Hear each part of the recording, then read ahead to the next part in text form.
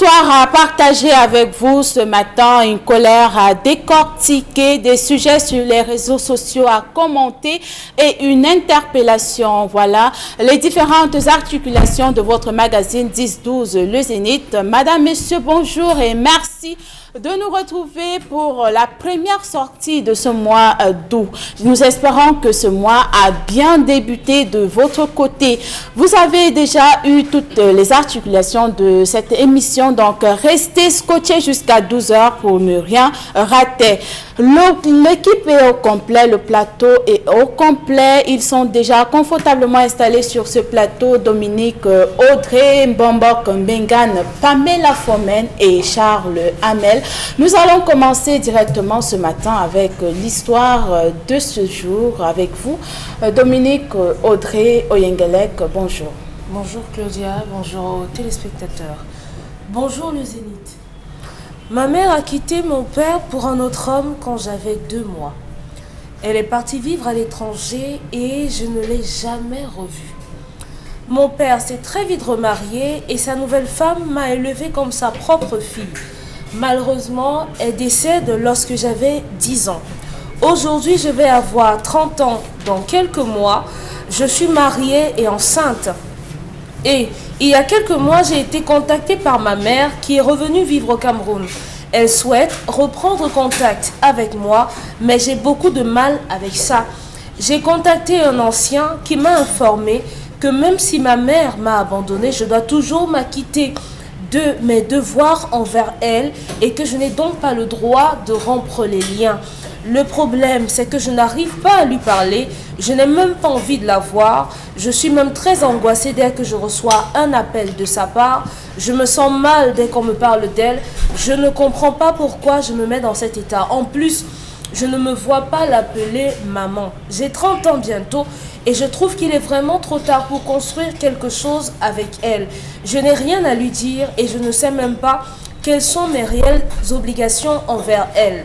Je me suis dit que si elle avait besoin de moi financièrement, je l'aiderais. Mais je ne vois pas ce que je dois faire de plus. Mon mari me dit de faire des efforts et je n'y arrive pas. J'aimerais juste qu'elle ne m'en demande pas trop, qu'on se contente d'1 à 2 appels par an et c'est tout. Que me conseillez-vous? Quelles sont mes obligations en tant qu'enfant quelles sont les obligations en tant qu'enfant lorsqu'on a été abandonné par un de ses parents? Pour le cas de ce matin, notamment sa mère. Et comment est-ce qu'il y a des possibilités de renouer contact et comment est-ce qu'on procède dans ce cas? C'est une situation vraiment compliquée. Hyper. Abandonné à 2 mois. 2 mois. Juste 2 mois de naissance. Et revenir à 30 ans. À 30 ans comme si oui, 30 de rien n'était. Et espérer que l'enfant vous ouvre les bras, vous embrasse sur la bouche et dise « Maman, je t'ai tellement attendu, je suis heureuse de te retrouver ». L'enfant aujourd'hui dit vraiment, lorsqu'elle m'appelle, je commence à trembler. Je ne sais pas trop. On me dit, les anciens me disent que je continue d'avoir des obligations envers elle. Oui. Et donc elle veut donc savoir, est-ce que lorsqu'on a été abandonné par son parent, on continue de lui être obligé, redevable, obligé en quelque chose? D'accord. Merci beaucoup Dominique Audrey pour l'histoire de ce matin. Bombok Bengan. Je commence par vous. Ce matin, nous avons une femme de 30 ans qui est dépassée par la situation, qui fait face au retour de sa maman 30 ans après sa naissance, qui revient comme si de rien n'était, qui a besoin de son enfant dans sa vie, qui a besoin d'affection, d'aide et d'autres choses. Comment réagir face à cette situation? Bon, je voudrais savoir, elle n'a pas précisé si son papa vit encore. Non, son papa ne vit plus. D'accord. Il y a 2 options qui se rassemblent, qui se rapprochent. D'abord, je sais que vous êtes judéo-chrétien. Mais on vous dit là-bas, honore ton père et ta mère. Apparemment, et tu vivras longtemps, je ne sais pas. Voilà. Chez nous, Amadou Ampate Mbala rappelé dans son ouvrage Kumkulel, l'enfant Peul, l'individu est inséparable de sa lignée, donc il n'est que le prolongement. Ça veut dire que cette fille, qu'elle a été élevée par Mahomet, Jésus réuni, elle aura à faire des coutumes du côté de sa mère. C'est ce que ça veut dire. Ça veut dire qu'elle porte le sang de sa mère. Elle devra le faire. Donc, il y a donc lieu de se calmer, encore qu'elle a 2 soutiens de taille, les aînés de la famille et son mari. Il faut donc éliminer, éliminer c'est pas facile, il faut faire l'effort de dompter des orientations que tu ne connais pas, c'est-à-dire que entrer dans la dynamique, papa n'a pas aimé maman, maman ne m'a pas aimé, m'a laissé à 2 ans et tout. Vous entrez dans cette dynamique-là et justement, vous serez embarrassé chaque fois. Vous serez embarrassé chaque fois. Qu'en dit-il? Alors, il faudrait peut-être qu'on lui dise comment certains mamans ou alors certains enfants appellent leur maman Sita et leur grand-mère maman. Et ça veut dire la sœur, grand-sœur. Donc, c'est-à-dire qu'il y a des situations où la mère t'abandonne. Ça peut être par méchanceté, ça peut être par les crises, ça peut être. N'est pas là le problème. C'est justement cette orientation-là. Et c'est ce qu'on vous dit toujours, que le paradigme que vous utilisez là, c'est la science de l'esprit. Comment coordonner ton esprit pour vivre de manière rationnelle? C'est ça, je sais que c'est douloureux, mais elle n'a pas manqué la chaleur d'une mère. La mère, la deuxième femme de son papa, lui a donné cette chaleur-là, qui a même coupé ce cordon ombilical. Donc en fait, je comprends, c'est difficile pour elle de l'appeler mère parce qu'elle n'a pas eu cette chaleur-là. Oui. Donc on se limite à ce niveau. C'est une maman, tu la gâtes. Quel sentiment vous aurez avec une personne que vous rencontrez dans la rue et qu'il vous inspire, j'allais dire, la pitié ou quoi? Vous pouvez l'accueillir, l'encadrer comme tel. Donc je pense que c'est cela qu'elle devrait commencer, parce que ce sera de manière graduelle Est-ce qu'il ne faut pas essayer de connaître la raison pour laquelle cette maman est partie 2 mois après la naissance? Elle connaît la raison et elle n'arrive pas à pardonner. Est-ce que cette raison est vraiment vérifiée? Parce que, elle connaît la raison et elle n'arrive pas à pardonner ça à sa maman. C'est ça le problème. Et en plus d'intégrer que même s'il y avait quoi, comment maman m'a-t-elle la laissé? Voilà le problème. Elle connaît. Pourquoi n'est-elle pas? Ça veut dire que maman ne m'a jamais aimé. Or, il y a un autre aspect dans le cerveau de sa maman qu'elle n'a pas exploré à fond. Est-ce que maman ne m'a-t-elle pas laissé pour ne pas embarrasser l'homme avec qui j'allais vivre? Peut-être que je ne suis pas le produit du nouvel homme de maman, je suis le produit de papa. Elle a préféré m'abandonner pendant ce temps. C'est vrai que voilà, c'est ça.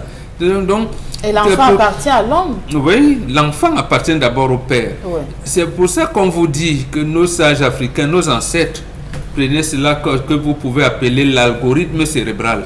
Donc, c'est comme ça que le cerveau fonctionne sous forme d'algorithme. Donc, vous émettez des hypothèses, mais vous laissez une partie pour une probable réconciliation possible. Parce que le but, c'est de parvenir à l'harmonie. On ne peut pas être dans une situation où tout le monde a raison. Quand on va vous dire, je serais morte si j'étais laissé avec ton père. M'a fait ceci, d'accord. Mais tu m'as aussi abandonné, ma fille, voilà. Vous voyez, donc, tout le monde a raison. Elle aussi, elle a raison de revendiquer cela. Et de ne pas comprendre que quelle que soit la situation, maman, on protège d'abord. Bon, comment elle va donc intégrer que le fait de la laisser à côté de son père, c'était vraiment la protection que sa maman a trouvé important à ces moments-là? Ce que je demande plutôt à sa maman, c'est de ne pas être envahissante. C'est ça, de ne pas être envahissante. C'est-à-dire, oui, elle avait dans sa tête de retrouver, connaître ses hommes, voilà, mais vraiment de ne pas être envahissante. À ce moment-là, elle sera considérée comme sorcière. De ne pas savoir que, voilà. Donc, vraiment, il s'est dit que ma fille, voilà, peut-être papa t'avait dit, les autres, voici les raisons qui m'ont poussé, mais vraiment, merci que tu es venu, je sais que tu n'as pas réussi à aller vraiment, mais qu'elle soit, vraiment qu'elle se limite à ça, qu'elle laisse la fille s'épanouir. Et là, elle-même, avec le temps, elle pourra, j'allais dire, pardonner entre guillemets, ou alors ne pas développer la haine, parce qu'il faut éviter de développer la haine. D'accord. D'accord. Pamela Phomène, à 30 ans, est-ce que cette jeune dame doit accueillir sa maman à bras ouverts ou elle doit mettre certaines limites? J'avoue que c'est très difficile, hein.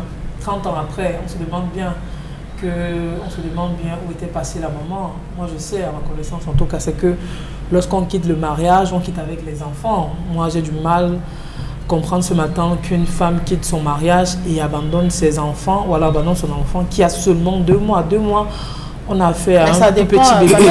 Ça dépend de la raison.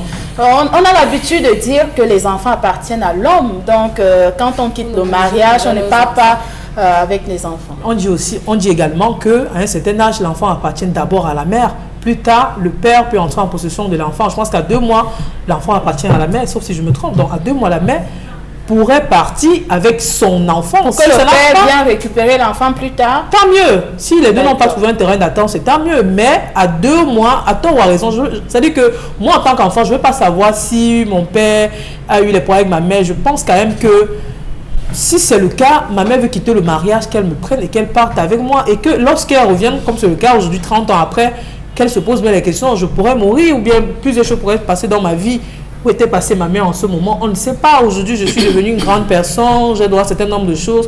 Elle survient dans ma vie comme ça, d'un coup, et elle veut m'exiger un certain nombre de choses. Là, je ne suis pas d'accord. Mais elle ne t'a pas abandonné dans la rue comme certains le font. Elle aurait dû partir avec moi si mon père, Claudia, si mon père n'avait pas rencontré une bonne femme. Oui.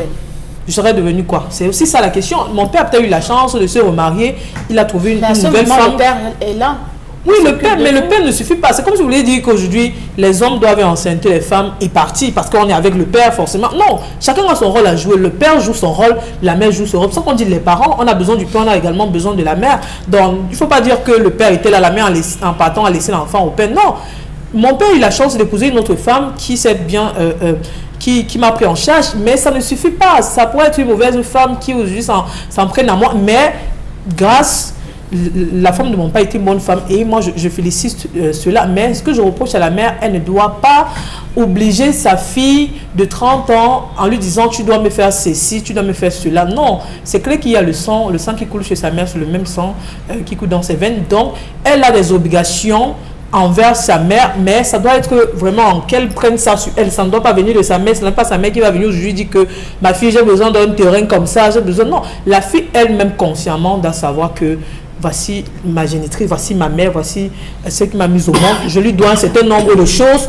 Et à côté de cela, la mère doit tout simplement attendre. Tout simplement, c'est clair. Parce que si la femme de son père n'avait pas pris soin d'elle et qu'elle, par exemple, était décédée, comment est-ce qu'elle devait résoudre le problème? Elle devait dire quoi? Elle devait revenir 30 après, elle demande au monsieur, ma fille est partie. Le monsieur dit clairement que après ton départ, j'ai perdu la fille. Elle devait résoudre le problème comment? Non, elle n'a pas d'obligation. Sa fille à distance. Non. Pourquoi on dit toujours à distance? Elle était où? Vraiment, elle était où avec son nouveau mari? Bien, c'est parce qu'elle a fait de sa vie plus tard et puis elle débarque 30 ans après. Non, moi je partage pas cet avis et je crois qu'il faut du temps à cette jeune fille. On dit que le temps guérit les blessures. Elle a besoin du temps pour pardonner à sa mère. Ce n'est pas du jour au lendemain parce qu'il y a mille et une choses qui se sont passées dans sa vie. Elle a besoin du temps pour digérer cela. Ce qui est sûr, elle va toujours pardonner sa mère parce que dites-vous bien que c'est quelque chose de tellement fort, mais avec le temps, qu'elle pardonne à sa mère et qu'elle reprenne sa vie en main. C'est tout. Elle n'a pas besoin de monter son mari contre sa mère. Non, ce que vous dites à votre mari concernant votre mère, c'est ce que votre mari retient de votre mère. Donc, faites très attention. Il y a eu des antécédents, il y a eu des choses qui se sont passées. Votre mari n'est pas forcément obligé de savoir cela. Encore que ça expose votre famille, vous lui dites ce qu'il doit connaître. Le reste, vous gardez pour vous. Plus tard, vous pardonnez à votre mère et vous poursuivez votre famille. Tout simplement, vous n'avez pas besoin de créer un scandale dans votre belle famille ou bien entrer dans les problèmes de votre père et votre mère. Encore que votre père est déjà décédé. La personne qui peut encore vous tenir la main en ce moment, c'est votre mère, même si elle était absente durant votre parcours. Mais aujourd'hui, elle a refait surface. Vous prenez le temps qu'il faut, vous refaites votre vie et vous poursuivez tout simplement. D'accord. Charles Amel Mbachou, l'histoire de ce matin nous parle de cette jeune dame de 30 ans qui est dépassée par une situation, le retour de sa mère 30 ans après. Comment réagir? Est-ce qu'il faut accueillir cette maman à bras ouverts ou se poser des questions? Pourquoi est-ce qu'elle revient 30 ans plus tard? Cette fille est une sorcière. Celle qui raconte l'histoire est une sorcière. Pourquoi? Ah oui. Elle ne nous dit pas qu'elle a mené des enquêtes chez son père et chez sa mère. Premier point. Elle ne nous dit pas ce que son père lui a dit de sa mère. Deuxième chose. Elle ne nous dit pas ce que les frères de son père, qu'on appelle aîné, lui ont dit de sa maman. Elle ne connaît rien de l'histoire. Elle n'a qu'une version de la chasse. C'est comme les lions qui racontent la chasse. J'ai poursuivi la biche, j'ai sauté, j'ai claqué, et j'ai pris la biche, je suis le plus fort, le roi de la forêt, le lion. Non. Il faudrait aussi que la proie raconte sa part de chasse, comment on vit la chasse, la lâcheté avec laquelle les lions l'a pris. Vous avez plein de femmes, et j'en connais même certaines, Oui. dont on a volé le bébé dès la naissance. Oui. On a élevé l'enfant en disant que ta mère est morte. L'enfant a grandi sachant que sa mère est morte. Pourtant, on a volé en complicité avec la maman. L'enfant, à peine elle a donné naissance, on a volé. Le père n'a pas dit qu'il a traumatisé cette femme. La maman. Le père n'a pas dit que c'est lui qui a chassé, fait partie de la femme. Le père n'a pas. Il a raconté sa version à lui. La famille du père a raconté sa version à elle. Oui. À la fille. On a mis dans le cerveau de la fille qui a grandi que ta mère est une salope. Ta mère ne vaut rien. Ta mère t'a abandonné. Permettez-moi, Dominique, c'est vous qui avez raconté l'histoire. Oui. La fille a grandi avec ce concept que ma mère est mauvaise. Pour s'agripper sur la deuxième femme de son père. En disant que ma mère, vraiment, si ma mère avait fait ceci, si ma mère avait cela, oh ma mère est ceci, oh ma mère était cela. Elle a grandi avec. Elle a subi des frustrations toute sa vie avec. On l'insultait avec ta mère ou ta mère t'a abandonné. Tu as le comportement de ta mère. Tu as le comportement de ta mère. Je ne serais même pas surpris que tu me fasses ce que ta mère m'a fait. Voilà comment l'enfant a grandi, cette fille. Oui, c'est une sorcière. Je pèse encore mes mots. Aujourd'hui, elle se lève en disant, voilà la sorcière là qui revient dans ma vie. Ah. Mais c'est ça, je vous écoutais parler. Voilà la sorcière qui revient dans ma vie. J'ai de la haine pour elle. J'ai du dédain pour elle. Entre-temps, tu considères qui? La deuxième femme de ton père. Oui, la défunte. Non, la deuxième femme de son père. Oui. C'est vraiment elle, ma maman. C'est vraiment elle. C'est vraiment ceci. Je suis désolé. Mais ça, c'est pas normal pour cette jeune fille. Non, se pose des questions. Faux. L'enfant ne juge pas son parent. L'enfant ne juge pas son parent. Cette maman qui est partie pendant 30 ans. Je vous dis que l'enfant ne juge pas son parent. Elle doit ouvrir les bras. Elle ouvre les bras, c'est sa mère. Sans réfléchir. Dès que c'est établi que c'est ta maman, elle ouvre les bras à sa mère. La mère va faire son mea culpa. De manière individuelle, la mère va lui dire, écoute, c'est vrai que tu ne me poses pas les questions. Je sais que pendant longtemps tu as eu, laisse-moi te raconter l'histoire. La mère va raconter l'histoire à l'enfant. Vous avez des enfants qui ont été détestés de l'enfance. Hein? De l'enfance, avec parents à côté, détestés. Ça, lui et son père, c'était toujours le choc. Lui et son père, c'était toujours le feu. Moi, le père chasse de la maison. Même. À la fin, quand le père n'est plus là, c'est lui qui place comme successeur. C'est lui qu'on positionne comme successeur, c'est lui mon successeur. Vous avez des enfants qui n'ont pas grandi auprès de leurs parents. Le père, lorsqu'il a dit, cet enfant, s'il ne le veut pas, on l'éloigne de la maison. Oui. Il grandit ailleurs. Mais demain, c'est lui qui devient la pierre angulaire de la famille. Faites très attention. Elle n'a mené aucune histoire, elle n'a mené aucune enquête.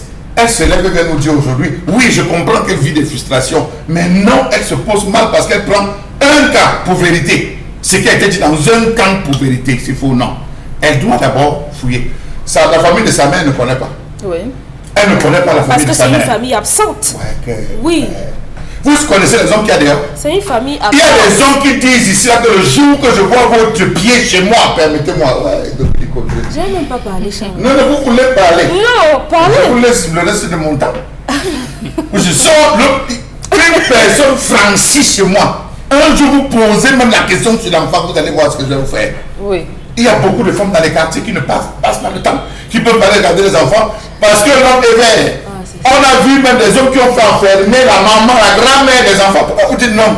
Ils sont pleins là-dedans. Parce que quand on veut vraiment voir son enfant, on les voit, Charles Armel. Même à l'école où l'enfant fréquente, on peut voir l'enfant. On est des enfants abandonnés. Donc on sait comment ça se passe. Moi, je ne fais pas la télé. Je fais pas la télé. Je vous raconte ce qui se passe au quartier. C'est pas la télé. Pour plaire aux gens, c'est pas la télé. Même à l'école, le monsieur arrose la maîtresse en disant que le jour qu'une femme vient, c'est dit que c'est sa mère, appelle-moi. Je dis, ça se vit ici à Douala, ça se vit, les téléspectateurs vont écrire là, ça se vit ici à Douala. Vous avez des hommes barbares, sauvages, meurtriers, sanguinaires. Avec ça, la femme dit que, ok, tu voulais laisser les enfants, je t'abandonne. Oui. Elle reste tranquille. Donc la fille ne connaît pas l'histoire que sa mère a vécue avec son père, elle ne connaît pas. Elle doit connaître cette histoire pour pouvoir prendre un jugement. Voilà pourquoi je dis qu'elle est une sorcière. Parce qu'elle a pris un jugement d'un camp. Laisse ta mère venir, écoute ta maman. Discute avec ta maman. Pose la question, c'est ta maman. Elle-même qui vous raconte, elle a bien employé ma mère. Elle-même a bien... À tort. À tort. Ce n'est pas sa mère. Elle a écrit, c'est ça, elle a écrit ma mère. C'est elle qui a écrit l'histoire que vous avez lue. Oui. Elle a dit ma mère. Elle n'a pas dit la femme là. Elle a dit ma mère. Elle aurait dû appeler par le nom. Elle a dit ma mère. Elle a encore le respect. C'est sa maman. Elle doit se plier aux exigences de la vie, se rapprocher de sa maman et lui dire. Je connais une femme qui a 42 ans. Oui. A rencontré sa mère. 42 ans, elle a rencontré sa mère. Et elle rencontre sa mère comment? Dans un bus. Dans un bus à partance pour Baranté. Qu'elle rencontre sa mère. La façon avec laquelle la mère, elle l'observe. Vous savez, le sang, quand le sang se croise, il y a cette attirance. Elle ne fait qu'observer la dame. Elle voit les points, elle voit les timbres vocaux et tout. Elle se rapproche, elle dit qu'elle s'appelle telle. Elle est née comme ça, elle commence à raconter l'histoire à la femme, son histoire de sa vie. La mère commence à éclater. Je dis dans un bus de voyage. Oh là là. Et c'est là où la mère lui dit que le jour que j'étais conçu, ton père ne voulait plus de grossesse. Ton père ne voulait plus qu'on accouche un enfant, il ne voulait plus que je tombe enceinte. J'ai demandé à ton père qu'on prenne des mesures, le père a refusé. J'ai pris la grossesse. Toute ta grossesse, il a passé le temps à me taper, me frapper. Pour un rien, il me tapait, il me frappait. Quand tu es né, il a refusé de voir l'enfant. Je suis allé laisser l'enfant chez ma mère, je te laissé chez ma mère.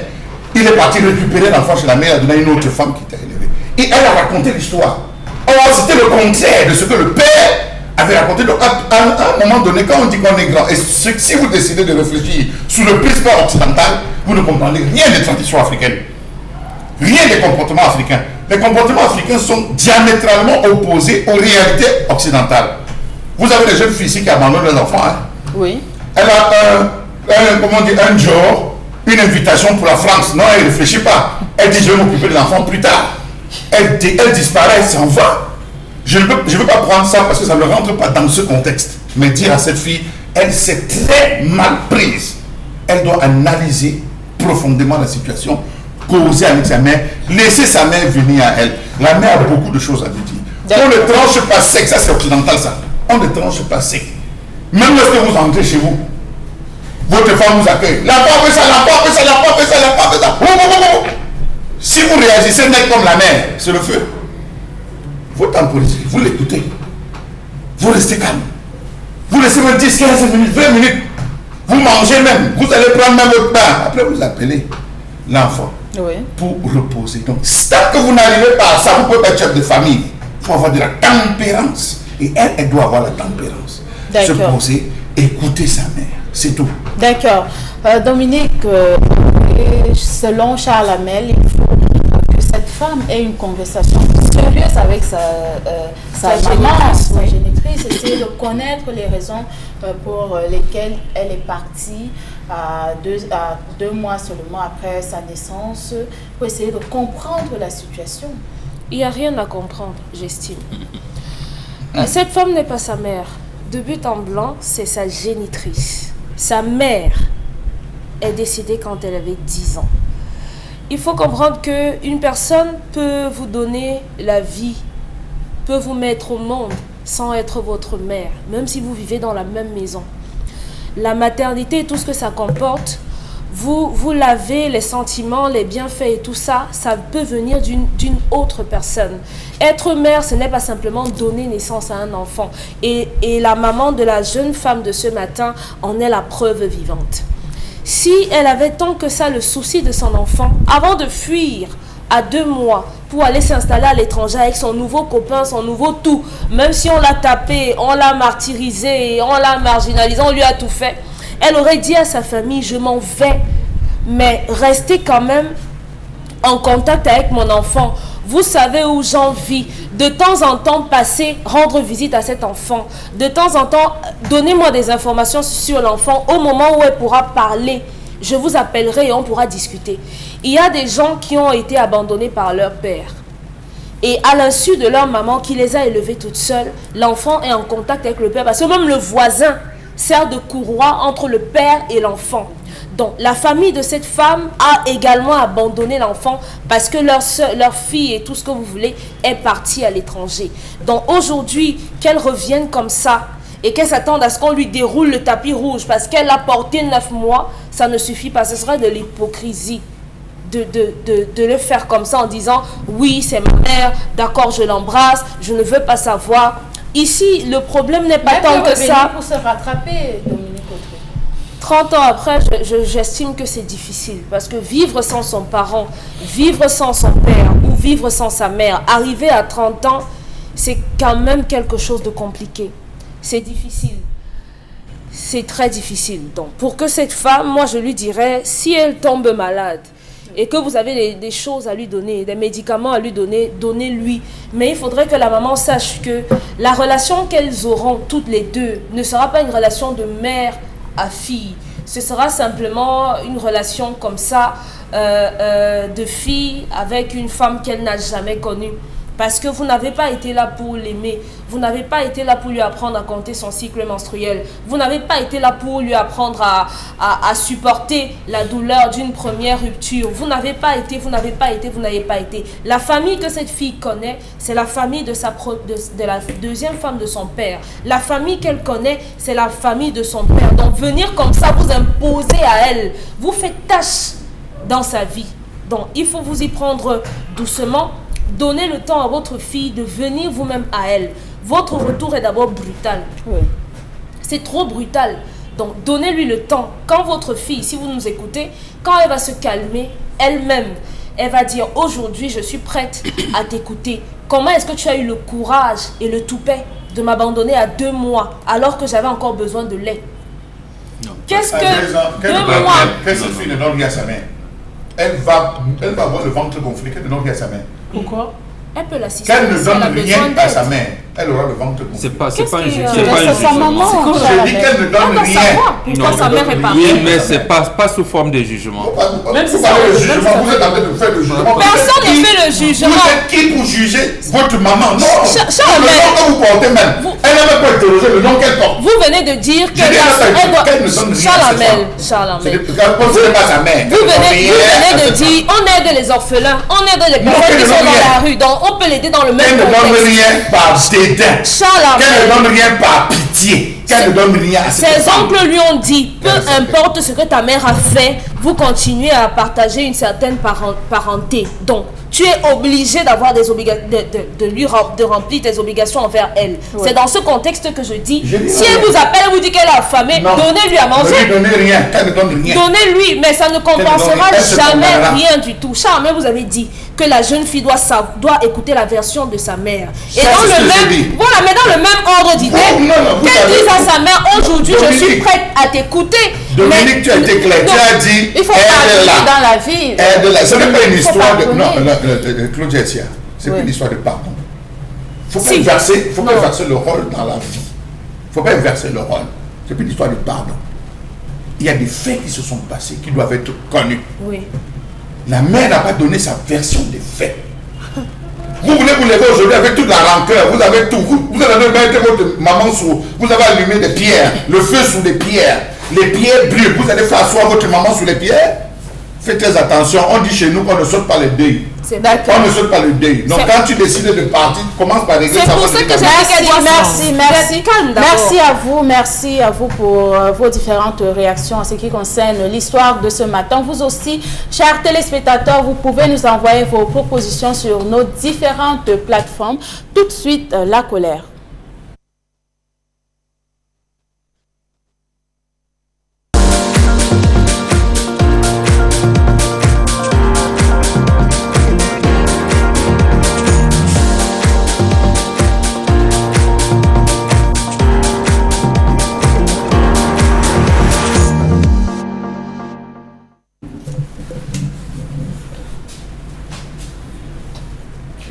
Je m'interroge ce jour sur la question de l'impact des conseillers municipaux au sein des exécutifs communaux dans ce pays. À quoi nous servent les conseillers municipaux? La ville de Douala compte 6 arrondissements, 6 communes. Douala 1er, Douala 2, Douala 3, Douala 4, Douala 5, Douala 6 dans les îles. Yaoundé compte 7 communes. Yaoundé 1er, Yaoundé 2, Yaoundé 3, Yaoundé 4, Yaoundé 5, Yaoundé 6, Yaoundé 7. Quelle est la valeur des différents conseillers que l'on retrouve et qui président au conseil municipal? Comment comprendre le laxisme avec lequel ces individus se démarquent négativement dans leur circonscription? Le conseiller municipal est un élu représentant les habitants de la commune au sein du conseil municipal. Il est le photographe de son quartier, le porte-parole des souffrances des populations lors des délibérations du conseil. Il représente l'ensemble des citoyens. Il est un décideur législatif et administratif puisqu'il participe à la prise de décision du conseil. Il peut être responsable d'un ou de plusieurs comités consultatifs. À ce titre, il participe à l'élaboration des recommandations sur les politiques du conseil. Il étudie, questionne et approuve le budget. Il participe à la supervision des dépenses tout au long de l'exercice financier. Comment donc comprendre que nous avons plus de spectateurs, conseillers municipaux, que de vrais conseillers municipaux actifs et participatifs? Au-delà des comités de quartier et de village, généralement appelés comités citoyens, au-delà de l'élaboration et de la mise à jour, dans une approche participative des plans communaux, le développement des communaux de développement, nos conseillers municipaux constituent l'expression la plus manifeste de la participation citoyenne. En ceci qu'il est en principe l'expression de la sensibilité de l'ensemble des composantes sociologiques de la commune. Sauf que dans le cas du Cameroun, il regarde plus la main généreuse du maire que la souffrance du peuple. Beaucoup de conseillers municipaux sont des mendiants. Ils mendient les miettes sous le bras ou sous la bouche et la langue du maire plutôt que de s'occuper des souffrances du peuple. Savez-vous que c'est à eux qu'incombe la définition des priorités et l'inscription des projets aux différents budgets de la commune du fait qu'ils ont une bonne connaissance du terroir et du territoire de la commune et représentent l'ensemble de ses composants dont ils sont chargés de défendre les intérêts. Loin de tout cela, c'est des bons paresseux, oisifs, prétentieux qui ne rêvent que d'une chose, découper une partie de la commune pour leur intérêt égoïste. Oui, on les retrouve à avoir divisé et subdivisé la commune. Qui s'occupe des laveries, il ne perçoit que l'argent des laveries. Qui des restaurants, qui des conteneurs qui sont installés, c'est son business. Il bouffe l'argent derrière les conteneurs, le trop plein de conteneurs installés. L'autre, c'est sur l'occupation de la voie, c'est son business. Il mange un point de thé. Comment comprendre que les problèmes de population soient englués par ceux-là qui devraient plutôt les défendre? Ils sont devenus spectateurs passifs. Un tel cadre aurait servi à résoudre beaucoup de problèmes. La crise de l'investissement, c'est le rôle des conseillers municipaux. Ces immeubles qui s'écroulent, qui tombent comme s'ils étaient atteints d'épilepsie. C'est le rôle des conseillers municipaux de superviser, de contrôler, de se balader, de questionner. Les crises nées de l'urbanisation, la délinquance juvénile, le chômage, l'incivisme fiscal, la consommation de la drogue, mais c'est leur rôle. Leur rôle en premier, d'être présent, d'observer, de contempler, de noter, de poser le problème et de résoudre. L'absence des rigoles, la mauvaise qualité des états de route, c'est aux conseillers municipaux de porter le problème de leurs différents quartiers et d'aller le défendre au niveau de la mairie. C'est pour la grande mairie, la communauté urbaine. Comment comprendre ce que vivent les populations et les familles dans les quartiers?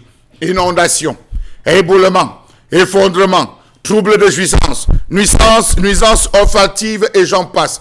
Où sont passés les conseillers municipaux? Il faudrait les chasser des quartiers parce qu'ils ne servent à rien, ces conseillers municipaux. Ils n'aident pas les populations. La question des draps, nettoyage des draps. Il faudra nettoyer les frais de cantonnage, nettoyer les abords et tout, c'est le travail. Ce sont les conseillers municipaux qui sont les défenseurs, les ambassadeurs de leur quartier. Rien n'est fait.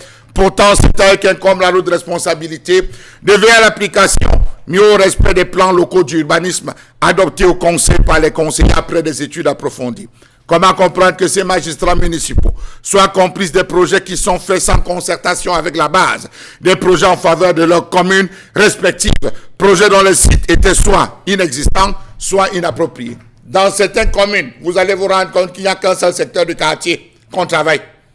Les autres sont le ghetto, abandonné, on n'y passe jamais.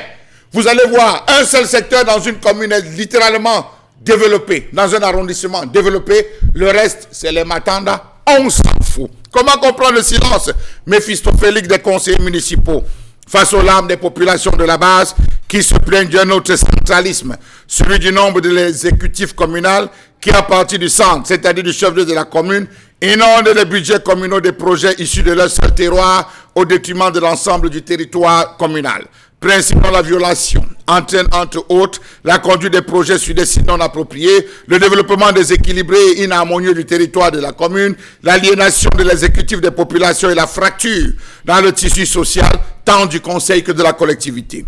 Comment comprendre que ces derniers ne parviennent pas à retenir les doléances de la population pour les soumettre au conseil? Pourtant, il est connu que le conseil municipal doit faire preuve d'un engagement républicain. Nos conseillers municipaux ou communaux n'assurent pas l'ensemble des meilleures conditions de vie à la population sans discrimination. Ils sont absents des règles de planification et de programmation du développement local et de l'harmonisation de cette programmation avec les orientations régionales et nationales. Par conséquent, ils ne servent, de l'avis de certains experts, à rien. Merci beaucoup Charles Armel Mbachou pour la colère de ce matin, le 9 février 2020. Les élections municipales ont eu lieu au Cameroun et justement plus de 10 000 conseillers municipaux ont été renouvelés sur tout le territoire camerounais. Bombok Mbengan, est-ce que ce n'est pas la façon que les listes des candidats aux élections municipales ont été constituées qui fait un problème aujourd'hui? Non. Il s'agit de deux choses. La première, c'est sur le plan global, c'est le déficit de formation à la citoyenneté. Comme Charles Armel a dit, ils ne savent pas pourquoi ils sont élus. Ils ne savent pas. Ils ne savent pas qu'ils représentent l'État dans sa gestion plus proche des populations. C'est là le premier aspect.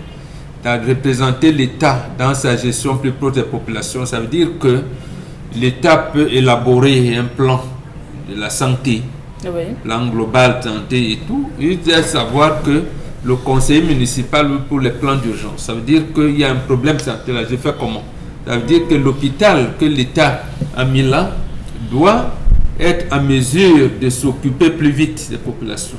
Ça veut dire que les campagnes de vaccination, de propreté, de ceci, il doit être au courant de cela et mobiliser sa population en vue de profiter des services de l'État qui sont plus proches. Parce que dans le jargon, on dit rapprocher l'administration des administrés, mais ils ne savent pas. Donc, déficit de formation à la citoyenneté, déficit de formation politique. Deuxième aspect, c'est notre formation.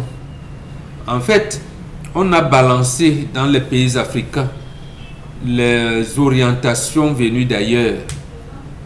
Là aussi, quand on va parler de l'occidentalisation, le problème, les gens vont dire, est-ce que c'est les Blancs qui dirigent nos mairies? Est-ce qu'ils oubliaient que les premières mairies, c'était des sous-préfets maires. On a raconté des trucs, on va oublier.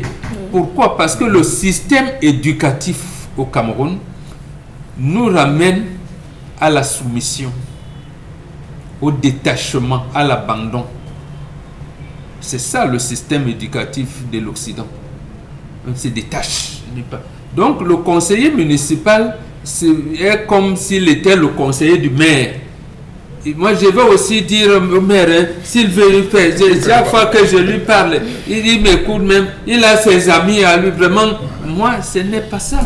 Ça veut dire que la position qu'il a pendant les sessions de vote de la loi au conseil municipal s'appelle délibération. Donc le vote de délibération pour dire que il nous faut les bornes fontaines. Bon, c'est vrai, ça la mère est restée en ville. Moi, je suis au village. Donc, les communes de village, c'est que le conseil municipal est représentant du quartier en ville et du village. Puisque pour des communes qui sont dans des zones reculées. Village. Donc, il ne sait pas que, bon, les problèmes d'adduction d'eau, la prochaine session du conseil municipal CCC regroupe comment vous appelez, les chefs de village en disant, chef, vraiment, quels sont tes dit, le sous-préfet était même passé ici, on a vu, bon, il recense cette doléance des populations-là et les porter parce qu'il est la voix de ces populations au sein du conseil municipal et se battre pour que cette loi-là, cette délibération-là passe. Et il suit. Attention.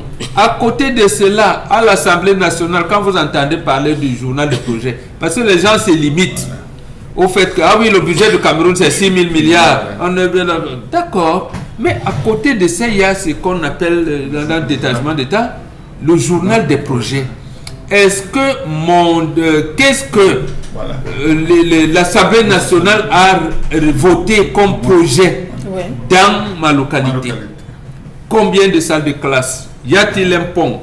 Ainsi de suite, ainsi de suite. Gestion des carrières. Là, il ne sait pas là, il reste là. Quand le donjon dit jeton de présence, il prend rien. Il prend bon. Le maire ne nous a rien dit. Il a dit qu'il allait nous appeler, qu'il allait se battre à Yaoundé. Bon, quand il vient donc, aménagement du bureau du maire, non, il a dit qu'il a eu un peu là-bas, il a aménagé le bureau parce que le bureau quand même là était vieux. Parce que pour recevoir les gens, moi-même j'avais honte. Bon, vous voyez, quel est donc voilà, lui qui représente la nation. La nation, c'est les populations. Lui qui représente donc la nation. Quel est l'intérêt de la nation qu'il est censé débattre? Maintenant, on a ajouté, je termine par là, un autre point. C'est que son relais, c'est le sénateur. Est-ce qu'il dit même au sénateur que, gars, bon, vous êtes là, vous les grands à Yaoundé là? Est-ce que tu as intégré que il ne le dit pas? Donc s'il ne le dit même pas au maire, il fait fier avec au maire.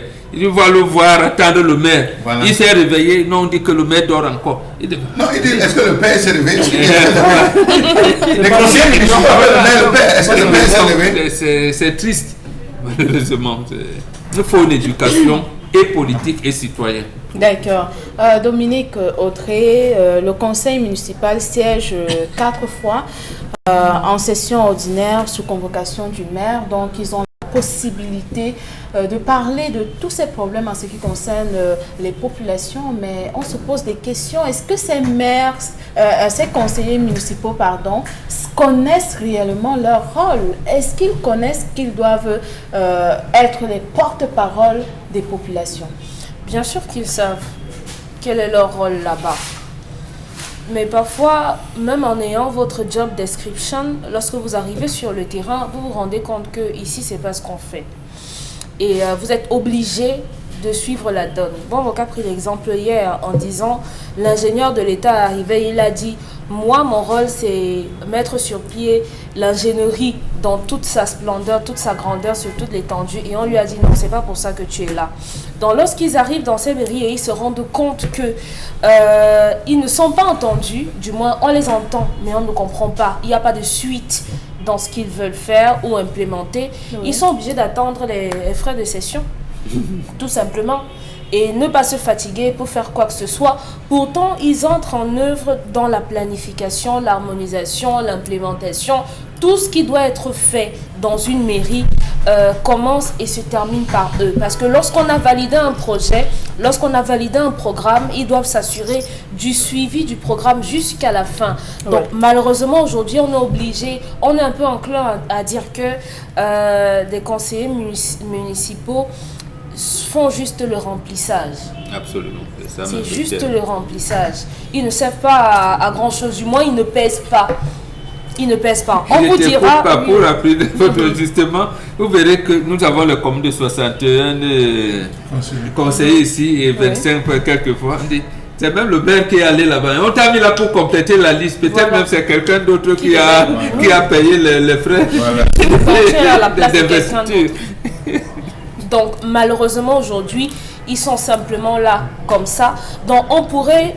Charles Hamel a mentionné dans sa colère que lorsque vous vous déplacez dans la ville de Douala, on est dans une mairie, mais par endroits, on a l'impression qu'ici, on travaille plus qu'à d'autres endroits. Oui. Ça n'a pas de sens. C'est à ce moment qu'ils entrent en jeu en disant... On doit travailler sur toute l'étendue de notre circonscription. Donc, il n'est pas question qu'on travaille ici et qu'on ne travaille pas là. Mais en même temps, on nous dit qu'ils ne peuvent donner leur avis que quand on le leur demande. Donc, ce sont des pots de fleurs. Je suis désolée. Pamela Fomen, des pots de fleurs, est-ce que vous êtes du même avis que Dominique Audrey? Oui, c'est clair que je serais du même avis parce que quand on regarde dans nos quartiers, on a l'impression qu'on n'a pas de conseillers municipaux. Maintenant, pour revenir à la chute de Dominique Audrey, lorsqu'elle faisait évocation de ce qu'on regarde dans certaines communes, on voit où on travaille mieux ailleurs.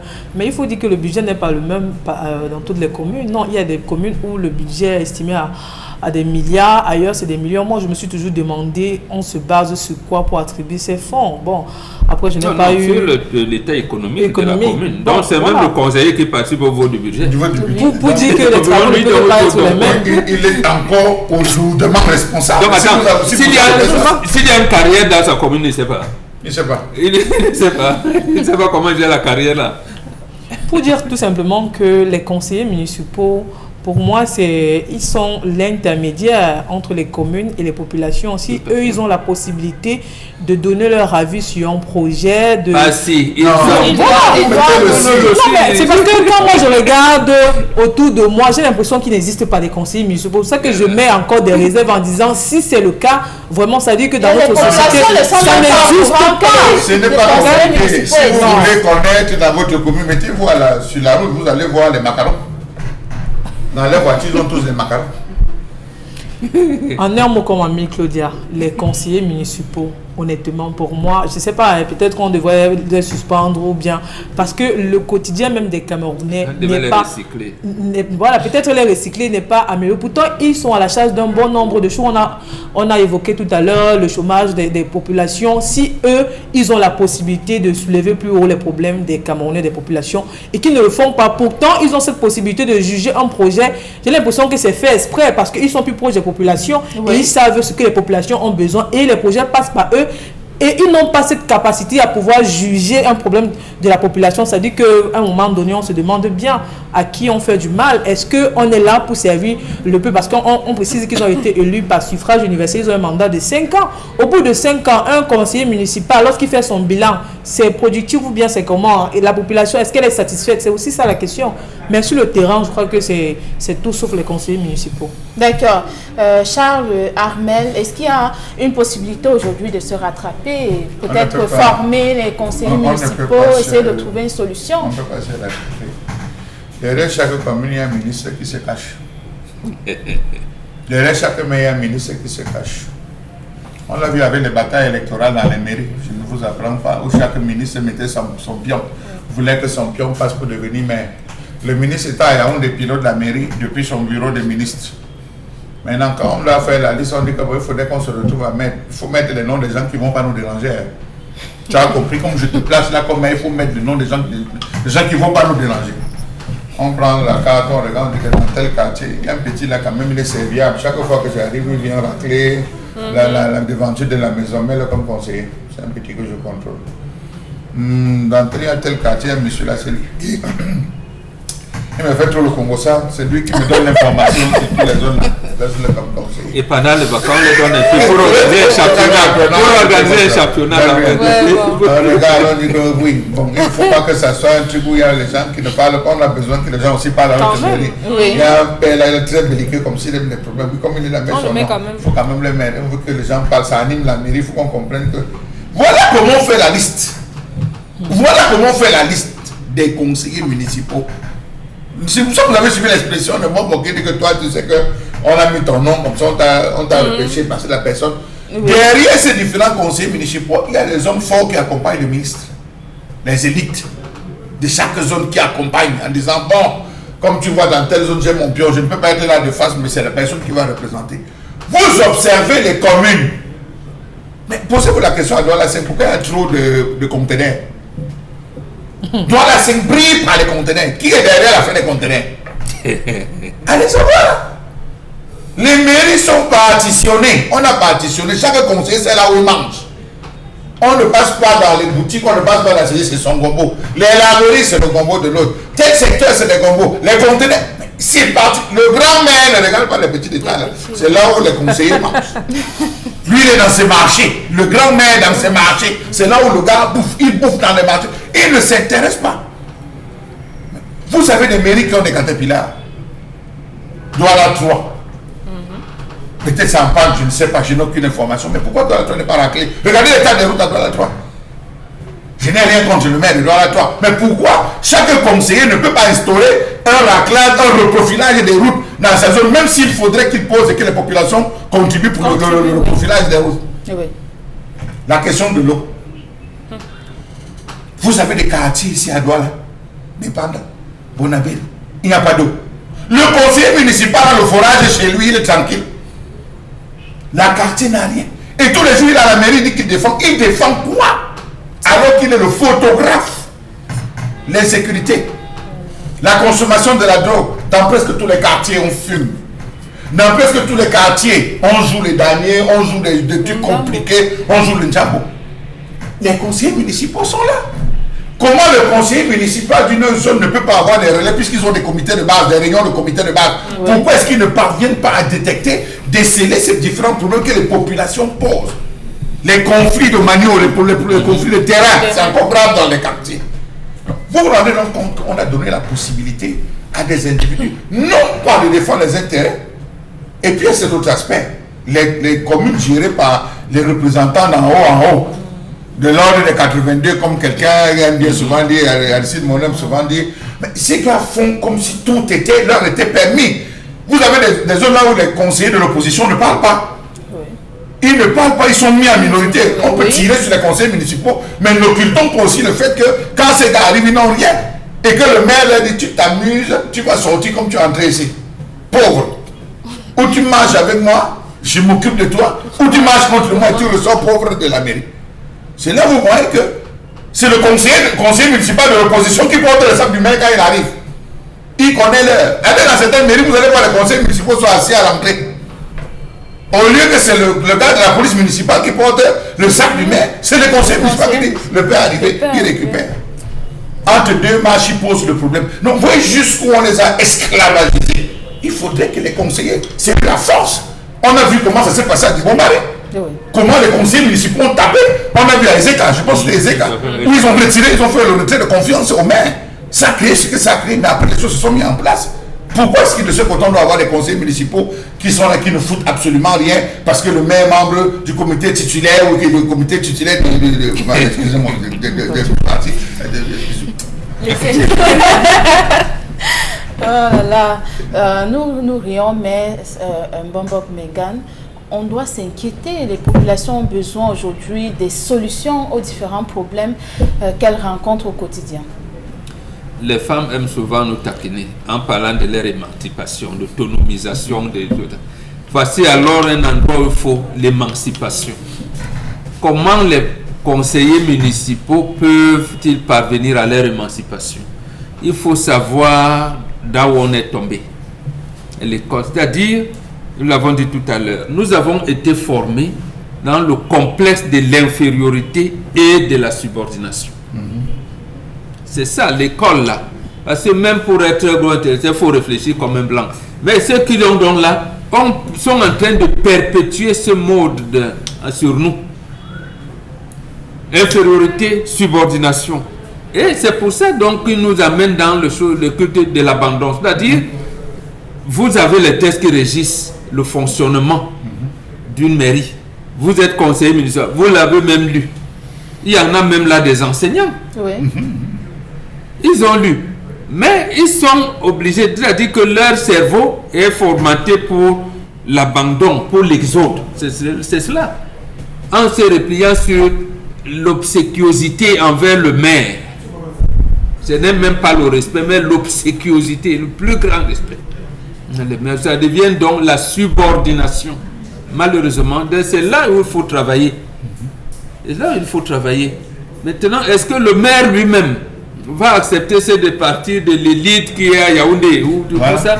C'est toujours cet échelonnement de subordination qui se perpétue. À un certain moment, dans toute la région de l'Est, c'était comme ça. Pour être maire là-bas, il faut avoir quelqu'un. Nous-mêmes, on pouvait jongler, mais là-bas, c'était terrible. On devait faire une enquête là-bas dans les années 80. Mais attendez, pour les élections, on avait les élections, première élection municipale, quand le retour au multipartisme, ça a eu lieu en 96. Oui. Mais c'était terrible. C'est comme tous les barons de l'Est avaient dit. Tu ne peux pas toi, exemple, tout ça. C'est comme ça que c'était. Mais malheureusement, ça se perpétue ici. Nous, peut-être en ville, on peut baudir un peu, mais ça revient à ce que Jalamel a dit. Bon, tu vas rentrer pauvre. D'accord. Merci beaucoup. Merci, Bombok Mbenga. Nous allons prendre une transition musicale et on revient pour la seconde partie.